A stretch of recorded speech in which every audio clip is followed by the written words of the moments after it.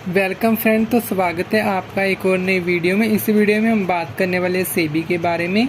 सेबी जिसका पूरा नाम है securities and exchange board of India. SEBI एक नियमन संस्था है, ये एक रेगुलेटरी अथॉरिटी है और ये एक वैधानिक संस्था है। ये एक वैधानिक संस्था है, इसे वैधानिक संस्था, कानूनी संस्था बोला जाता है इसलिए क्योंकि इसका एक कानून है जिसका नाम सेबी एक्ट 1992 है। इसे एक वैधानिक संस्था इसलिए बोला जाता है, यह एक कानून के तहत स्थापित की गई है और उस कानून का नाम है सेबी एक्ट 1992। और यह असंवैधानिक संस्था है। असंवैधानिक मतलब असंवैधानिक का संस्था इसलिए है क्योंकि संविधान में कहीं भी इसका उल्लेख नहीं किया हुआ है कि जो हमारा भारत का संविधान है उसमें कहीं भी सेबी के रिगार्डिंग कहीं भी किसी भी प्रकार की कोई इन्फॉर्मेशन नहीं लिखी हुई है। इसीलिए ये एक असंवैधानिक संस्था है, इसलिए इसे असंवैधानिक नॉन कॉन्स्टिट्यूशनल इंस्टीट्यूशन बोला जाता है। इसके बाद हमारी जो इस्टेब्लिशमेंट, इसके सेबी के बारे में जो इम्पोर्टेंट पॉइंट्स हैं, इसकी इस्टेब्लिशमेंट देखते हैं। इसकी जो स्थापना की गई थी वो 12 अप्रैल 1988 को की गई थी। तो ये आपका एक एग्ज़ाम के पॉइंट ऑफ व्यू से बहुत ही इम्पोर्टेंट है। और इसका जो वैधानिक दर्जा था, इसको कानूनी दर्जा दिया गया था, वो 30 जनवरी 1992 को दिया गया था। इसका हेड ऑफिस है वो मुंबई में स्थित है। इसके जो सदस्य मेंबर हैं, इसके जो मेंबर्स हैं उनकी जो संख्या है वो है सेबी की संरचना में एक अध्यक्ष तथा 5 अन्य सदस्य सहित कुल 6 सदस्य होते हैं। जो इसके टोटल मेंबर होते हैं वो 6 होते हैं, जिसमें एक तो इसका अध्यक्ष होता है और 5 अन्य सदस्य होते हैं, 5 अदर मेंबर्स होते हैं। इन सभी की नियुक्ति जो की जाती है वो भारत सरकार के द्वारा की जाती है, गवर्नमेंट ऑफ इंडिया के द्वारा इन सभी की नियुक्ति की जाती है।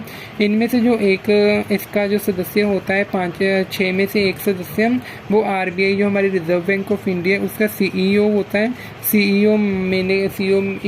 सीईओ का मतलब होता है चीफ एग्जीक्यूटिव ऑफिसर, मुख्य कार्यकारी अधिकारी होता है। तो ये हमारे सेबी के रिगार्डिंग कुछ इंपॉर्टेंट इन्फॉर्मेशन थी। एक बार फिर से इसके इम्पोर्टेंट पॉइंट हम देख लेते हैं। तो एक वैधानिक संस्था है जिसका कानून है सेबी एक्ट 1992 और ये एक असंवैधानिक संस्था है। इसकी इस्टेब्लिशमेंट 12 अप्रैल 1988 को की गई थी। इसे वैधानिक दर्जा 30 जनवरी 1992 को दिया गया था। हेड ऑफिस मुंबई में है और इसके जो सदस्य होते हैं वो 6 होते हैं। अब हम जानते हैं सेबी के फंक्शंस। अब हम पढ़ते हैं सेबी के अब हम पढ़ते हैं हमारे सेबी के कार्य फंक्शंस। तो इसके जो मेन कार्य हैं वो सबसे पहले हमारा था प्रतिभूति बाजारों का नियमन तथा नियंत्रण करना।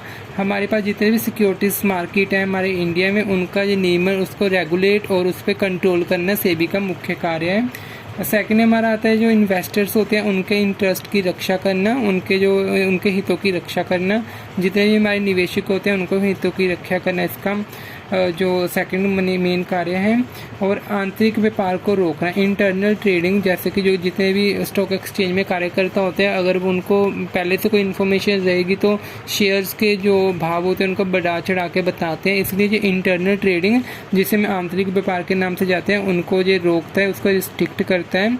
उसके लिए ये कड़े कानून और प्रावधान लागू करता है, उसके लिए रूल एंड रेगुलेशन बनाता है इंटरनल ट्रेडिंग रोकने के लिए। तो ये भी इसका एक मेन फंक्शन है। इसके बाद हमारा जो आता है भारत में स्थापित होने वाले स्टॉक एक्सचेंज को लाइसेंस जारी करना। भारत में अगर कोई नई स्टॉक एक्सचेंज आती है जो हमारे जो शेयर्स वगैरह के मूल्यों को निर्धारित करती है तो उसके लिए जो उनको लाइसेंस देने का काम करती है। जैसे हमारी जो रिजर्व बैंक ऑफ इंडिया हमारी बैंक का जो कमर्शियल बैंक है उनको कंट्रोल करती है, उनको लाइसेंस वगैरह इशू करती है, उनको रेगुलेट करती है। ऐसे ही आरबीआई की तरह जो एक हमारी जो रेगुलेटिंग अथॉरिटी है सेबी, मतलब लेकिन ये बैंकों को छोड़ के हमारे जो स्टॉक एक्सचेंज हैं जो कि कैपिटल मार्केट के अंतर्गत आते हैं उनके लिए ये उनको रेगुलेट करती है और उनको कंट्रोल करती है। ऐसे ही स्टॉक एक्सचेंज को लाइसेंस इशू करती है अगर कोई नई स्टॉक एक्सचेंज इंडिया में आती है। इसके बाद प्रतिभूतियों का सूचीकरण करना, जो भी प्रतिभूतियां शेयर मार्केट में आती हैं, जितने भी तरह की सिक्योरिटीज आती हैं उनको सूचीकरण करना उनका, ये भी इसका एक मेन कार्य है। इसके बाद हमारा सिक्योरिटी के मूल्यों में होने वाले उतार चढ़ावों को नियंत्रण करना। जो हमारी सिक्योरिटीज प्रतिभूतियां होती हैं उनके मूल्यों में जितने भी ये उतार चढ़ाव होते हैं उनको ये नियंत्रण करना, इसका उनको कंट्रोल करना, स्टेबल करना इसका मेन कार्य है। तो इसी के साथ ही हमारे सेबी के कार्य यहीं पे ख़त्म होते हैं। ये हमारी डिटेल्ड वीडियो थी securities and exchange board of India के ऊपर। अगर आपको ये वीडियो हमारी अच्छी लगी तो वीडियो को लाइक करना, चैनल को सब्सक्राइब करना ना भूलेगा। Thank you for watching.